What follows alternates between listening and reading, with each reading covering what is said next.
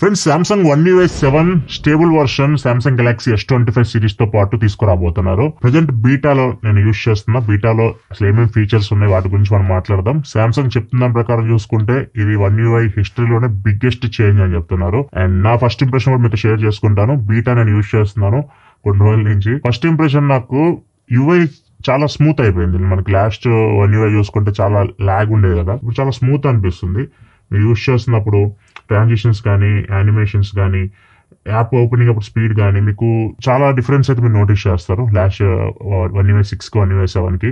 మొత్తం కంప్లీట్ గా అయితే చేంజ్ అయిపోయింది. సో అది మాత్రం నేను ఫస్ట్ నోటీస్ చేసింది. యూజర్ ఎక్స్పీరియన్స్ మొత్తం కంప్లీట్ చేంజ్ అయిపోయింది. అండ్ సెకండ్ వచ్చేసరికి UI లో మెయిన్ UI లో కొన్ని చేంజెస్ అయితే చేశారు. ఫస్ట్ దీన్ని మోస్ట్లీ మీరు వన్ హ్యాండ్ లో యూజ్ చేయడానికి వీళ్ళు ఎక్కువ ప్రిఫరెన్స్ ఇచ్చిన అర్థమవుతుంది. యాప్ డ్రాయర్ లోకి వెళ్ళినా కానీ కింద సెర్చ్ బార్ పైన ఉండేది ఎంత ముందు, ఇప్పుడు కింద తీసుకొచ్చారు సెర్చ్. లేదు మీరు సెట్టింగ్స్ లోకి వెళ్ళారు, సెట్టింగ్స్ లోకి వెళ్ళిన తర్వాత మీరు ఏదైనా సెట్ చేయాలనుకుంటున్నారు, అది కూడా మీకు బాటమ్ నుంచి ఓపెన్ అవుతుంది. సో వన్ హ్యాండ్ లో మీరు ఫోన్ అయితే యూజ్ చేయొచ్చు. ఓన్లీ ఇక్కడనే కాదు, కెమెరా మీరు ఓపెన్ చేసినా కానీ ఇంతకుముందు ఈ పోర్ట్రేట్, ఈ ఫోటో, వీడియో, ఈ ఆప్షన్స్ అన్ని మనకి ఈ టాప్ లో ఉండేవి, ఇప్పుడు బాటమ్ కి తీసుకొని వచ్చారు. ఇట్లా ఫోన్ ని మనం ఒక వన్ హ్యాండ్ లో యూజ్ చేసే విధంగా అయితే తీసుకొని వచ్చారు.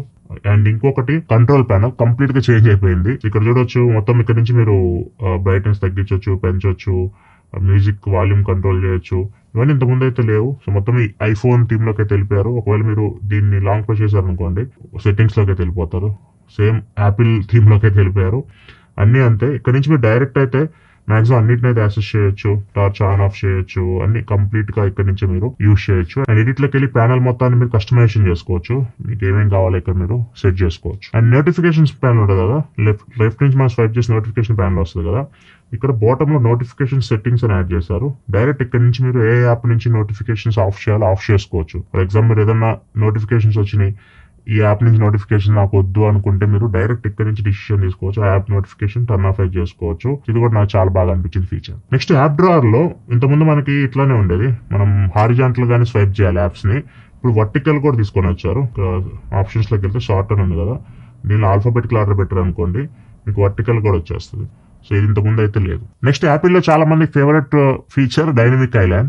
సో దాన్ని సామ్సంగ్ కూడా తీసుకొచ్చింది, కాకపోతే టాప్ లోకి తీసుకురాలా, బాటమ్ కి వెళ్ళిపోయింది. సో దానికి వీళ్ళు పెట్టిన పేరు వచ్చేసరికి నౌ బార్ అని చెప్పేసి ఉంటుంది.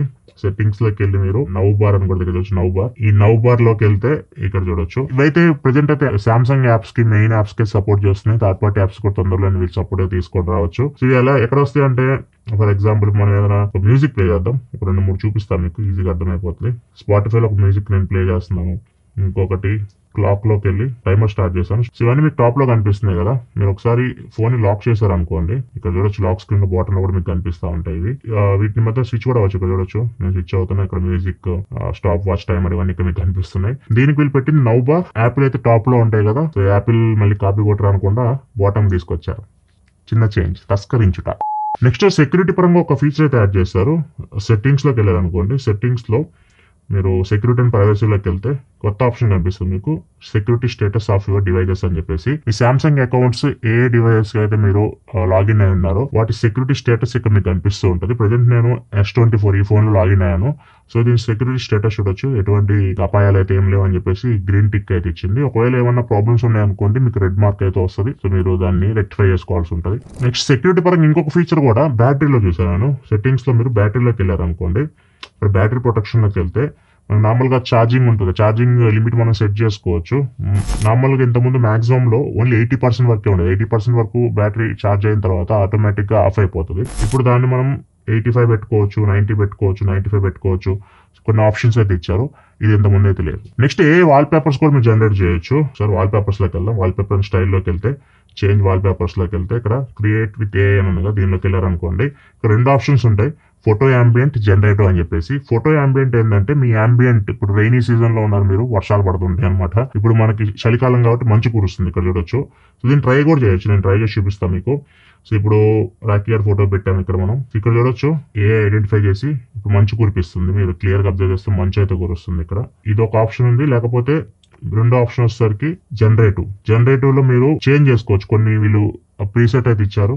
ఇప్పుడు ఇది నేను ఇమాజినరీ ఉంది కదా, దీన్ని సెలెక్ట్ చేశాను. ఇక్కడ మీరు ఏదైతే చేంజెస్ చేయగలరో అవన్నీ మీకు కనిపిస్తుంది. ఇక్కడ ల్యాంప్ ప్లేస్ నేను ట్యాప్ చేశాను అనుకోండి, ల్యాంప్ ప్లేస్ లో నేను ఏదైనా పెట్టాలనుకుంటున్నా, లైక్ ఇప్పుడు మనం బైసికల్ పెడదాం, జనరేట్ చేయమన్నాం. సో ఇప్పుడు జనరేట్ చేస్తుంది. ల్యాంప్ తీసేసి బైస్కిల్ థీమ్ లో అయితే వాల్ పేపర్స్ జనరేట్ చేస్తుంది. సో మీకు నచ్చింది అయితే మీరు పెట్టుకోవచ్చు.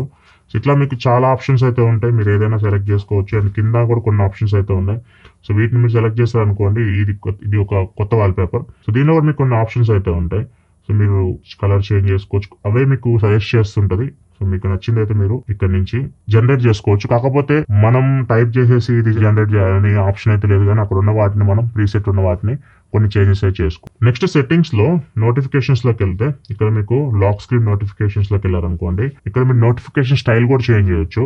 ఇక్కడ చూడొచ్చు డాట్ పెట్టారనుకోండి, మీకు నోటిఫికేషన్స్ వస్తే టాప్ లో డాట్ లాగే కనిపిస్తాయి, ఏం కనపడవు. ఇంకా ఒకవేళ మీరు ఐకాన్స్ పెట్టారనుకోండి, ఏ యాప్ నుంచి మీకు నోటిఫికేషన్ వచ్చిందో ఆ యాప్ ఐకాన్స్ మీకు కనిపిస్తూ ఉంటాయి. ఇక్కడ టాప్ లో చూడొచ్చు వాట్సాప్ నుంచి వస్తే వాట్సాప్ ఐకాన్ కనిపిస్తూ ఉంది. లేకపోతే నార్మల్ కార్డ్స్ ఉంటాయి కదా, మీరు కార్డ్స్ పెట్టుకుంటే డైరెక్ట్ పెద్ద పెద్ద కార్డ్స్ రూపంలో మీకు నోటిఫికేషన్స్ అయితే లాక్ స్క్రీన్ లో కనిపిస్తూ ఉంటాయి. ఇది కొత్త చేంజ్, ఇది లాస్ట్ టైం అయితే లేదు. మీకు నచ్చినట్టయితే మీరు నోటిఫికేషన్ స్టైల్ అయితే చేంజ్ చేసుకోవచ్చు. అండ్ గ్రూప్ నోటిఫికేషన్స్ కూడా ఉన్నాయి. లైక్ మీకు వాట్సాప్ నుంచి ఒక 4 మెసేజ్ పంపించారు ఒకేసారి, అవన్నీ వరుసగా రాకుండా గ్రూప్ లాగా క్రియేట్ అయిపోతాయి. సో మీరు వాటి మీద ట్యాప్ చేస్తే అవి ఎక్స్పాండ్ అయితే, లేకపోతే గ్రూప్ లాగా అయితే కనిపిస్తుంటాయి. ఇది కూడా కొత్త ఫీచర్. ఇంకా ఏకి సంబంధించి ఫీచర్స్ మనకి నార్మల్ లాస్ట్ One UI 6 లో మీకు ఏ ఫీచర్స్ ఉన్నాయి అవే ఉన్నాయి. కాకపోతే One UI 7 లో మాత్రం ఏకి సంబంధించి చాలా చేంజెస్ అయితే చేయబోతున్నారు. అవన్నీ మనకి ఇంకా ఇది ఫస్ట్ బీటానే, ఇంకా బీటాస్ అయితే వస్తూనే ఉంటాయి. అండ్ చాలా ఏ ఫీచర్స్ కూడా దీనిలో యాడ్ చేస్తారు. కొన్ని ఫీచర్స్ మనకి S25 సిరీస్ లాంచ్ ఈవెంట్ లో వీళ్ళు చెప్పవచ్చు. ఇవి బేసిక్ ఫీచర్స్, ఇప్పుడు నేను చెప్పినవన్నీ బేసిక్ చేంజెస్ మీకు One UI 6 తో కంపేర్ చేస్తే One UI 7 లో ఇంకా అడ్వాన్స్ అయితే ముందు అయితే వస్తూనే ఉంటాయి. ఫస్ట్ బీటానే కాబట్టి ఇదే ఫైనల్ అయినా అనుకోవద్దు. కాకపోతే ఎవరైతే సామ్సంగ్ ఫోన్స్ యూస్ చేస్తున్నారో ఖచ్చితంగా వాళ్ళు ఇంతవరకు యూస్ చేసిన UI వేరు, ఇది వేరు, కొద్దిగా చాలా వరకు డిఫరెన్స్ అయితే మీరు నోటీస్ చేస్తారు. ఒకవేళ మీరు సామ్సంగ్ లవర్స్ అయితే మాత్రం, సామ్సంగ్ ఫోన్స్ యూస్ చేసే వాళ్ళైతే మాత్రం ఖచ్చితంగా One UI 7 నచ్చుతుంది మీకు, వర్తి అప్గ్రేడ్ అని చెప్పొచ్చు. చూద్దాం ఇంకా ఏమేమి కొత్త ఫీచర్స్ యాడ్ చేస్తారు అని మనం ఫ్యూచర్ లో చూద్దాం. ఇది One UI 7 first beta features అయితే. మీకు ఎలా అనిపించినాయి ఫీచర్స్ మీ అభిప్రాయాలు కింద కామెంట్ సెక్షన్ లో తెలియజేయండి. వీడియో నచ్చితే లైక్ చేయండి. మరిన్ని వీడియోస్ కోసం మన ఛానల్ సబ్స్క్రైబ్ చేసుకొని ఫాలో అవుతుందండి. Thanks for watching. By by.